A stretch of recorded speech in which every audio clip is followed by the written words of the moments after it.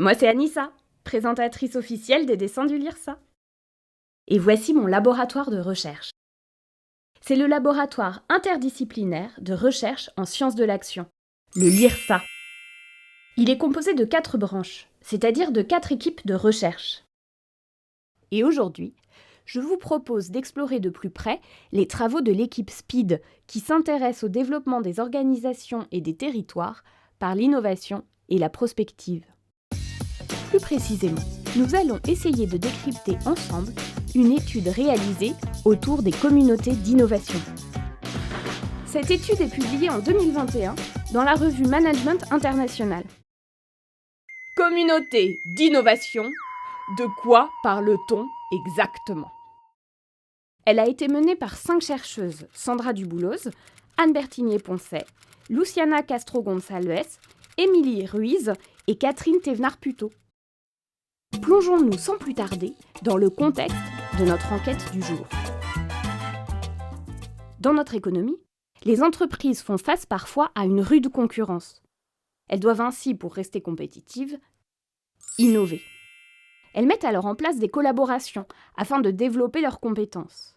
Ces collaborations peuvent être internes aux entreprises en mobilisant leurs salariés ou externes en sollicitant des fournisseurs, des clients, des laboratoires, des universités, des utilisateurs et même des concurrents. De ces collaborations émergent alors ce que l'on appelle des communautés d'innovation. Bon, pas de panique, allons voir tout de suite ce qu'on sait déjà sur ce sujet.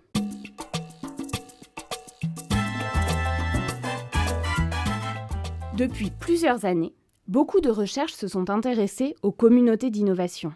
Mais problème, aujourd'hui, la littérature fait face à 3 difficultés. Premièrement, si on parle beaucoup de communautés d'innovation, tout cela reste encore assez flou et le vocabulaire est peu stabilisé. Deuxièmement, on ne prend pas assez en compte la diversité de ces communautés, ni les interactions qui peuvent exister entre elles. Et troisièmement, les travaux existants s'intéressent peu au point de vue des entreprises qui font appel à ces communautés. Face à ces manques, nos 5 chercheuses se mobilisent. Elles sont prêtes à déployer une nouvelle enquête. Mais attention, avant cela, elles doivent se poser les bonnes questions.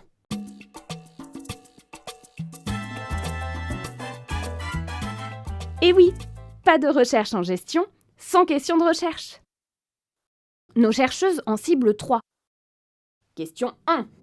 Comment caractériser les différents types de communautés qui collaborent avec les entreprises lors de leur processus d'innovation ? Question 2. Ces différents types de communautés sont-ils mutuellement exclusifs ou leurs frontières sont-elles plus poreuses que ce que les typologies dans la littérature laissent entendre ? Et question 3. Quels mécanismes peuvent être à l'origine de cette perméabilité ? Au total, il s'agit d'une part d'arriver à caractériser plus finement les communautés d'innovation et d'autre part à s'interroger sur la porosité de leurs frontières et les mécanismes l'expliquant. Vous êtes un peu perdu ? Des cas concrets devraient vous aider.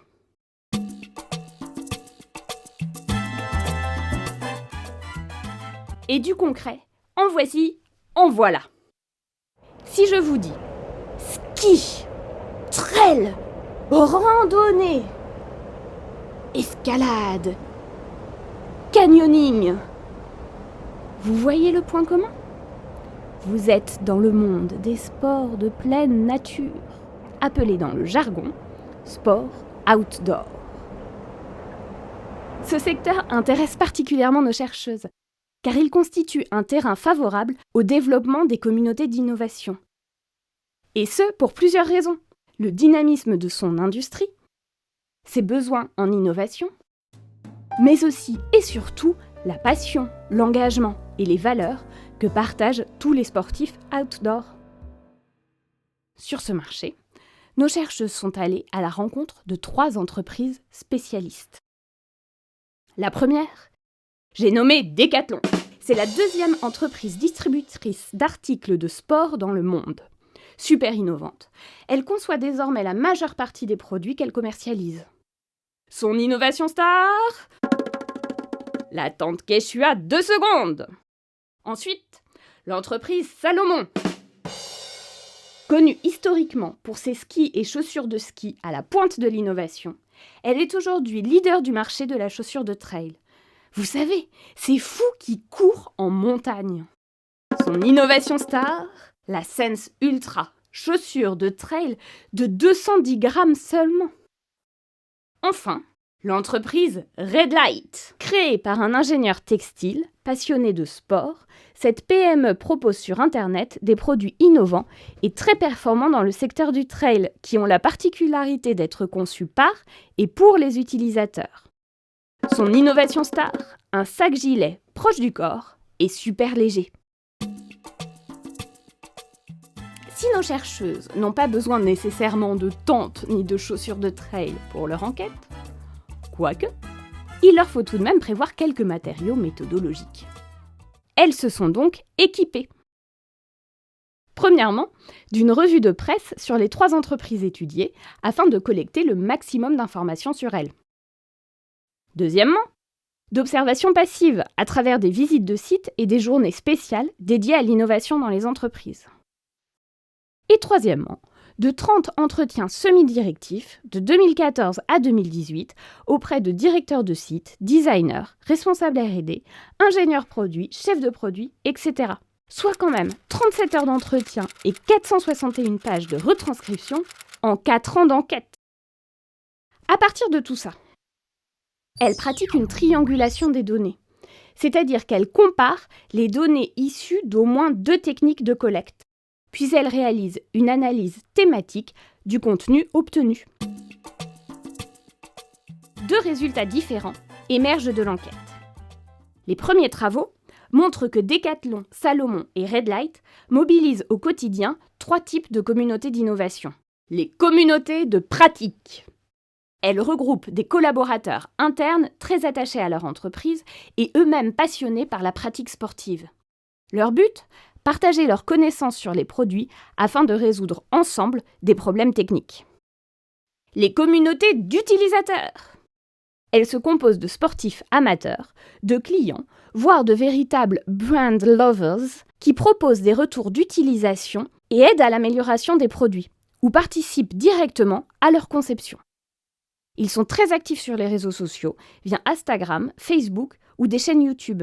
Mais ils se retrouvent aussi lors de grands événements, comme la fameuse course de l'Ultra Trail Mont Blanc. Les communautés épistémiques. Elles rassemblent des experts dans leur domaine. Par exemple, des sportifs de haut niveau, des professionnels de la montagne, des professionnels de santé ou des experts scientifiques.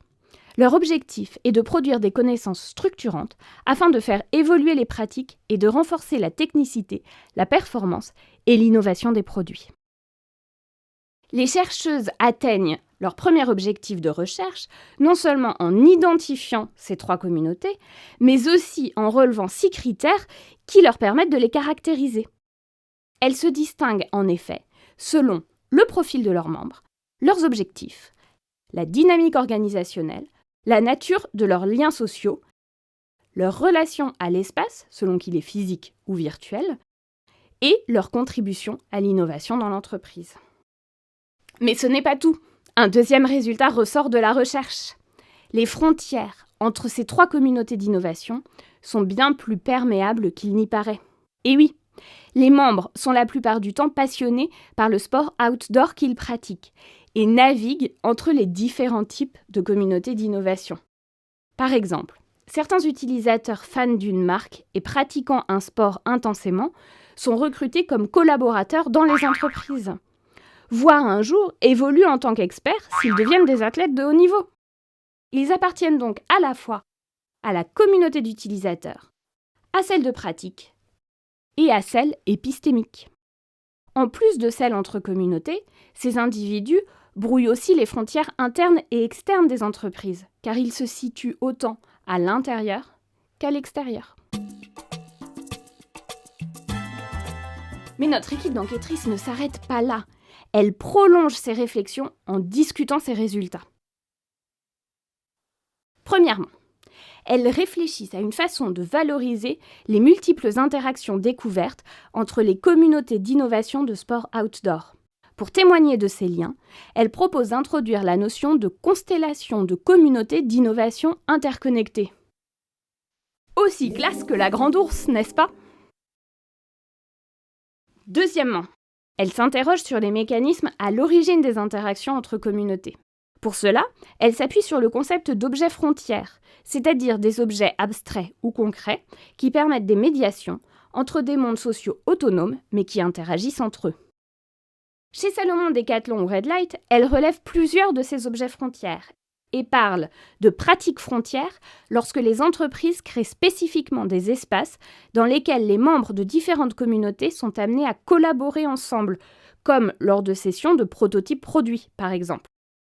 Elles parlent de rencontres frontières lorsqu'il s'agit de moments qui regroupent des membres de plusieurs communautés, comme les courses ou les trails organisés par les entreprises.